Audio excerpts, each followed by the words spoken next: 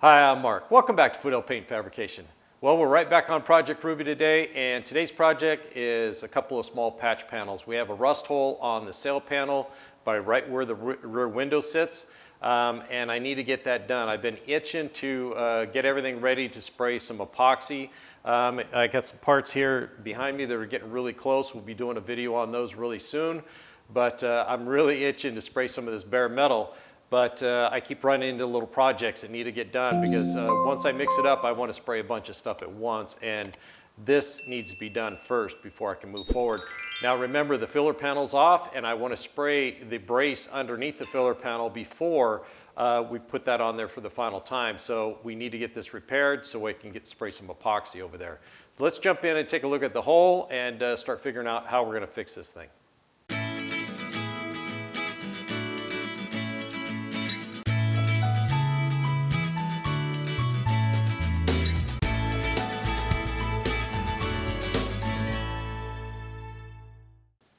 So here's the hole, and I did explore it from the backside with a bright light, and the rust is really mostly all on this side. The other side's very clean and nice. So I think the first thing I want to do is hit this whole area with a wire wheel and decide how big that patch is going to be. So let me get that taken care of real quick, and then we'll come back and take a close look at it.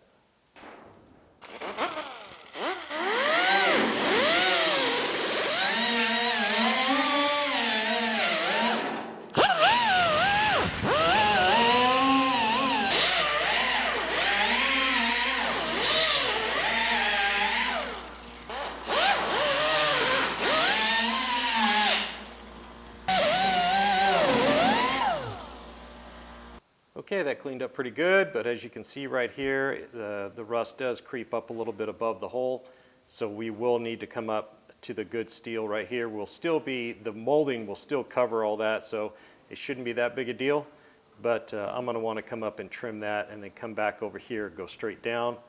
The problem I see right here is right there and right there, it rusted all the way through. Now there's a piece of steel that spot welded to, so that's why you don't see a hole. So I think we're going to have to cut this piece out and replace it, and then we'll have to do that. So I don't know if it's going to be two patches or one. It depends. I think this all looks pretty good right here. So let's do a little bit of cutting, and we'll just sneak up on it and not get carried away. So I think I'll get the Dremel in here and make some little small cuts on here and see if we can get that to separate. Okay, I was about to use my Dremel, or actually Black & Decker Dremel knockoff, and I realized even with the little small wheel on there, I wouldn't be able to get down in the corner without cutting up the sidewall too much. So I grabbed my multi-tool, and of course I don't have any metal cutting blades for it, so I broke the end off a hacksaw and I spot welded it to the end. So let's see how that works.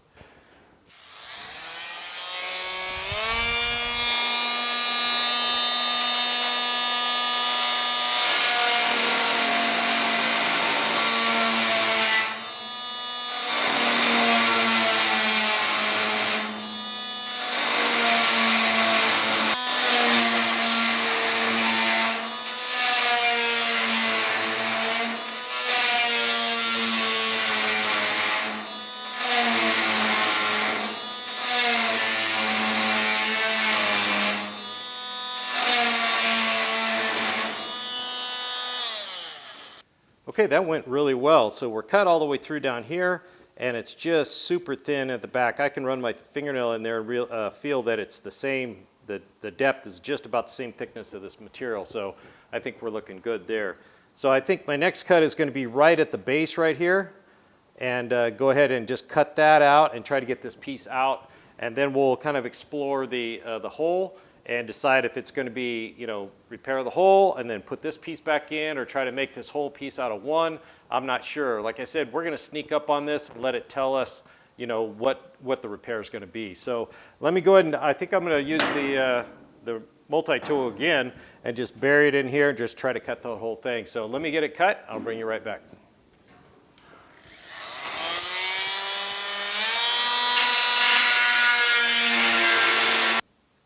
Okay, here's where we're at. We've got this almost cut all the way through, but not quite. I'm having trouble getting that, but we've got a nice straight cut right at the bottom. I stopped right about here, and I want to come up, over, and then down, but I need to get this piece out of the way. Now I've got some of it up, but it's just going to take a lot more fussing, some chiseling, some grinding. Some of these spot welds, even though it's mostly rusted away, are holding on like a bear. So let me go ahead and take care of getting this piece out right now, and then I'll bring you back. We'll take a look at it, and then we'll start figuring out how much we need to cut right there. Okay, I thought I'd give you a quick update where I'm at. So I put the window molding in there, and I put a little Sharpie line so I know where the molding was. So it gives me a better idea, how nice my welds have to be ground and all like that. So I think we're looking pretty good. Now I've got it cut. I got this piece all the way out. I went ahead and tacked a piece of 19 gauge right here to the bottom, and then tacked it over here underneath, just in case I cut this completely loose. I don't want that sail panel walking back and forth and being out of position. Then I won't know where I'm at, because there's a little sliver holding it together right there, and if I cut that, then this thing will be loose from here to there. So got to be careful. Better safe than sorry, really. If I don't need it, no big deal. Easy to cut that spot weld right there and break that off and clean it up. So I've got it looking really good here. I've already made one cut. I just need to cut across here. I was contemplating cutting all the way to here, but that's another 3 inches of weld, and that's 3 inches more of heat to warp. So I don't think I'm going to do that. So let me get this cut right here and get this all cleaned up, and I'll bring you back, and we'll start coming up with a game plan for a patch panel. Okay, it's all done, all cleaned up. Got in there with a little barrel sander on that Dremel and got it all sanded up real nice. Everything's nice and flat and straight. And this came out really good. I got the pieces right here that I cut out. You see just little scraps. A lot of it was just little tiny pieces. But here's the one where the hole was. And there's the water side, and here's the back side. And you can see that steel is looking really good. Oop, there it went, because all the water was on this side. So I think we've got some really sound material to weld to right here. Might be a little sketchy right here. I don't know. We'll see. But we'll find out as soon as we strike the arc.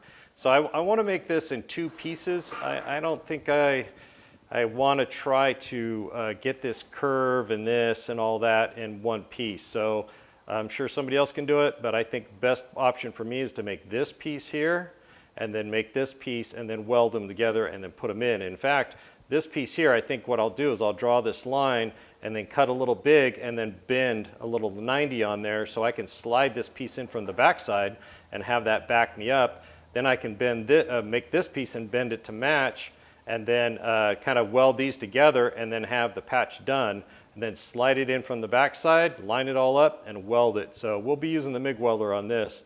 It's pretty tough. In fact, I think I may weld it from the back side, at least on this portion right here. So I think I can reach up there and do that. So let's go ahead and get this piece made up first. I'm going to get it drawn out and then cut, and then we'll go ahead and see if we can't hammer a little lip on there and get that thing to fit in there real nice. Okay, I got the piece in there and got some Sharpie on it, got it scribed with the ice pick. I got that angle marked pretty good. It looks pretty good to me. So, and then I have the straight line scribe for that too. So we'll come out the thickness of the material, which is 19 gauge. We'll cut it and try to bend a lip on there. So let's get it done. Okay, let's see if we can get this little radius. So this is a little anvil I made to dolly the floorboard of Ruby, and it's got the perfect radius for this. I just held it up to the car. So what we're going to do, I've got it clamped in the vise, and the edge is right on my scribe right there where I want it to bend over. So we're just going to start tapping on this thing. I got it in the vise pretty tight here, so we should be okay. See if we can't gather up some. Even tighter here. I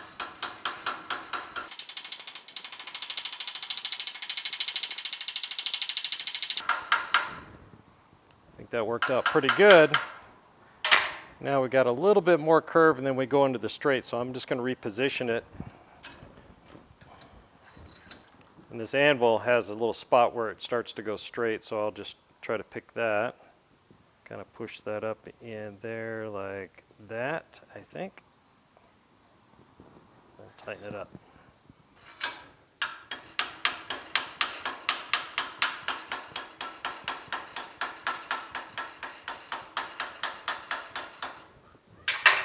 All right, I'm gonna go ahead and get it on the straight right here. I'll find something else besides this, and then we're gonna hammer it over right on that line right there, and hopefully we get a nice little clean radius that'll fit right up inside there. Oh, look at that. That's gonna work out really good right there. So I'll just go ahead and use this.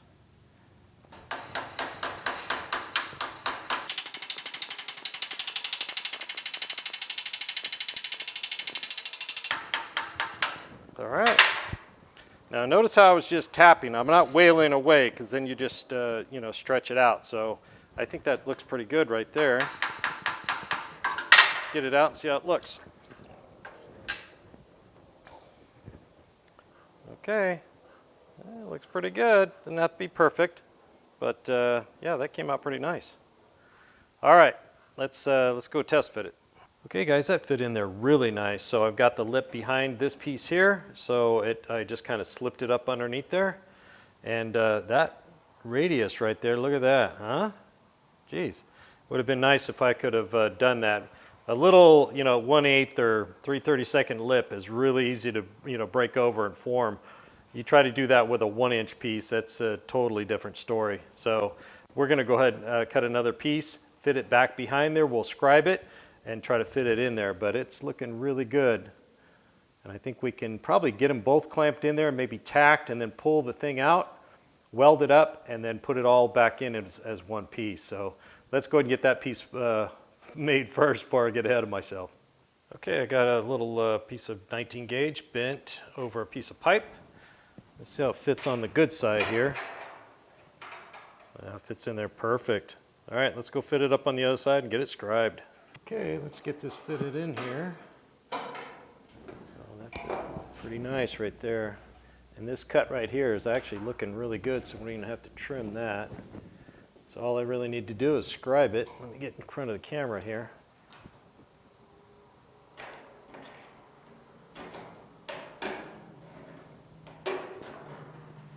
Excuse my reach.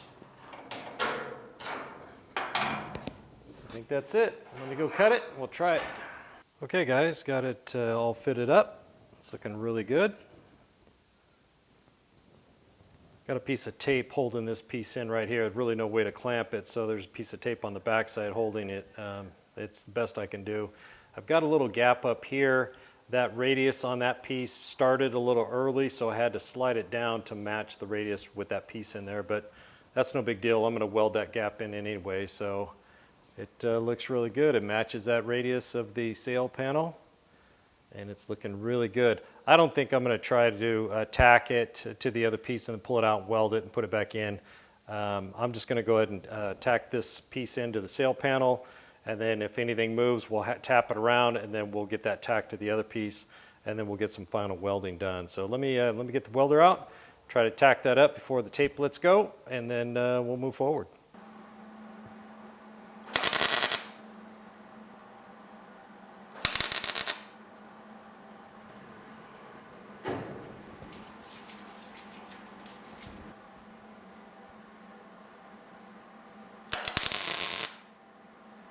Okay, let me tap on it a little bit, and we get a couple more tacks on it.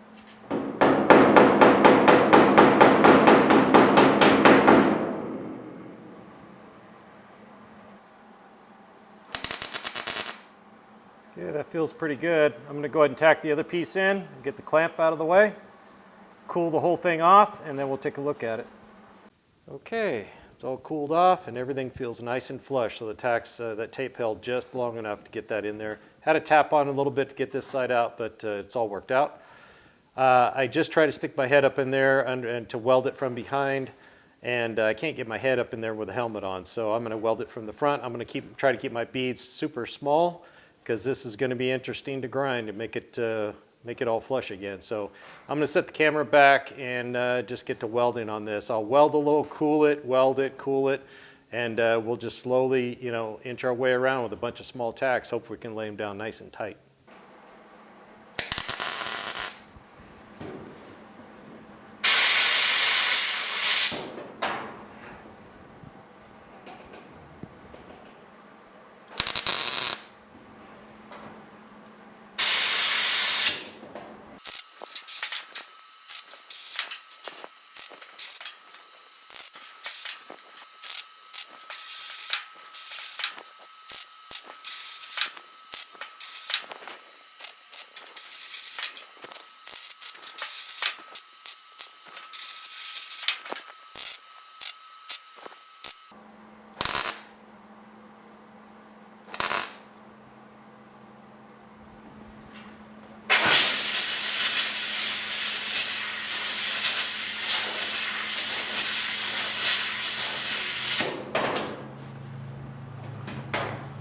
All right. Not the prettiest welds in the world, but they'll hold. Now it's grinding time. Okay, here it is from the inside. As you can see, it would have been pretty hard for me to weld it from in here, but I wanted to, but couldn't fit my fat head in here. So let's take a look at the outside.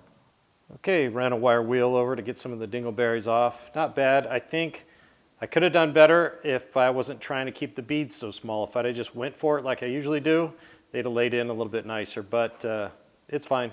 I'm gonna go ahead and probably use a burr tool to get down inside here. And just use basically everything I have to get it ground up. But it's looking really good, really happy. No warpage out here, no problem. So let's get a little grinding done. Okay guys, that took about 35 minutes. I was gonna show some of the grinding and burr tool work, but I just can't get the camera in here at a very good angle. So I used a 3-inch roll lock, 2-inch roll lock, and a burr tool. I think they call that the pine cone, I'm not quite sure. But it all worked out really well. As you can see, let me get in close. Now there are some pits, you know, in the weld right there in the corner. I'm not going to try to, you know, touch that up with a welder and regrind it to make it perfect. It doesn't matter. And you can see the line right here. This is where the molding goes. So it's really good. Got a little lump right there on the seam, but the molding goes out here and the glass is going to stick out almost to that anyway. So all in all, I'm really thrilled. This is flat right here, perfect for the glass to go on. The radius right here worked out just beautiful. So I'm really happy. This smoothed out really nice. I'm really happy to get this done. I think this is the last rust hole in Ruby. Well, it's the last one I know of. I'm sure I'll discover when we put her on the rotisserie, I'm sure we're gonna find some more. But for now, that gets us one step closer to getting some epoxy on all this, and one step closer to getting that filler panel back on. Came out really good. Okay guys, that pretty much wraps up getting this hole in the filler panel window channel fixed on Ruby. Now, like I said, I think this is the last hole, at least on Ruby's body. Obviously the fender's got some rust holes in them and the doors need some work too. So, but I think this is the last hole on Ruby's body. So we can move forward. I can start prepping this brace for the filler panel. And like I said, I want to get all this sealed up because once we put that filler panel on, it's never going to see the light of day again. So I want to make sure it's doubly protected. Ruby's never going to leak, but just in case, we'll have some epoxy in here. Thanks for joining me here at Foothill Paint Fabrication. Don't forget to hit the like and subscribe button if you haven't already. Mash that bell and drop me a comment. I'd love to hear from you. We'll see you on the next one.